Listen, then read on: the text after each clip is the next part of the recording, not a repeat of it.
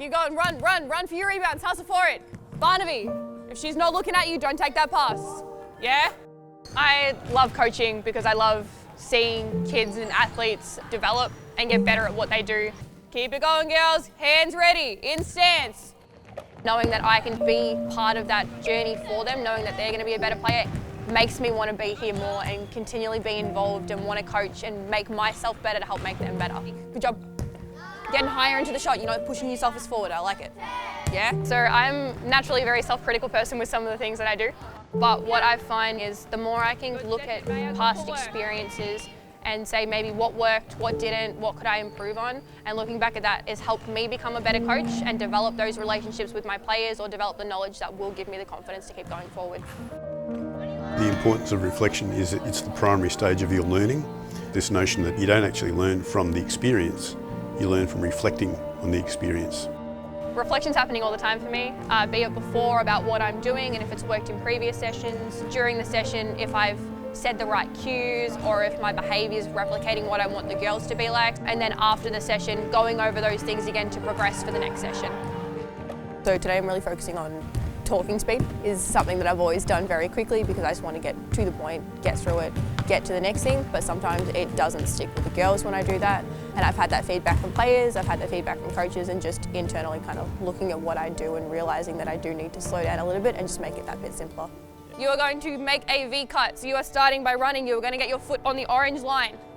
From here you are leading out to the 45. When I first started coaching, I didn't have a lot of confidence, and the coach that I initially started coaching with was one of my friends who also wasn't very confident as a coach. So it was very much so trying to find a support system that I now have. Having the confidence in me of my president, who was also my coach at my domestic club, and having them at games was really something that gave me a lot of confidence when I was younger, especially coaching boys as a young female came with a lot of its own challenges as well. So having that person there was kind of someone that really pushed me. If you have the opportunity to get someone who can actually observe you doing things and then getting them to observe you again, which might be a video, someone holds a mobile phone and watches you practice, then you can be assured that things have got better. This isn't simply about error correction and detection. This is also very, very much about strength-based. These are the things that you do brilliantly. Make sure you keep doing those things. Here's some things that you might want to think about, and let's take all those things and now put them into an action plan that you can work on. And if I come back and see you in a month's time, it'd be really nice to see evidence of that within your coaching. Do you want it to be more simplified, less simplified? Do I need more stuff in the demos or not? I think more footwork stuff. More footwork? Yeah. Yep. I always got to nail their footwork down before they go. Break that down a bit more and they go into it? Yeah. Sweet. I definitely see Brad as one of my mentors. I've been working with him now for 2 years, and he's someone who has a lot more knowledge than I do as a coach, and as he has a very different style of coaching, it's good to see the way in which he coaches, to see the way that he styles leadership, as it's very different to what I've done and different to what I've seen.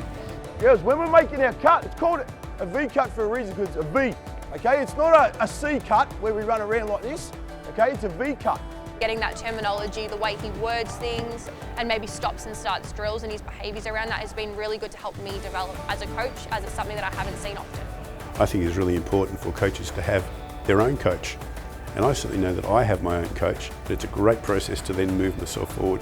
And we sit down there and say, okay, what's the action plan that's going to come from this? When are we going to see your individual behaviours change? And when can I observe you doing that again?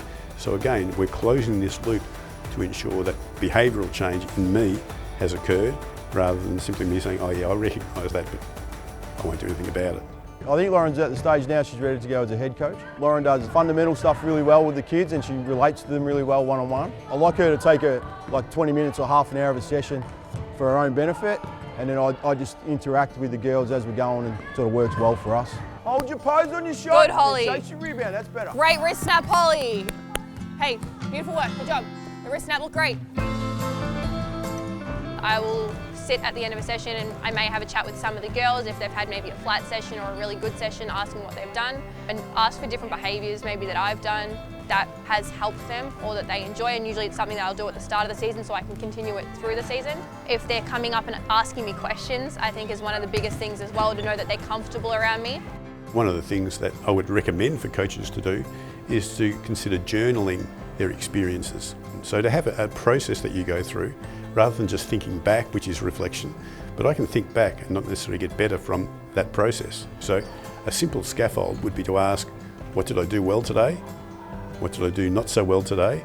And if I had my time again, how would I do that in the future? Journaling that and be able to, most importantly, close the loop to get to an action plan, because in the end, we can do a lot of talking and we can transfer knowledge.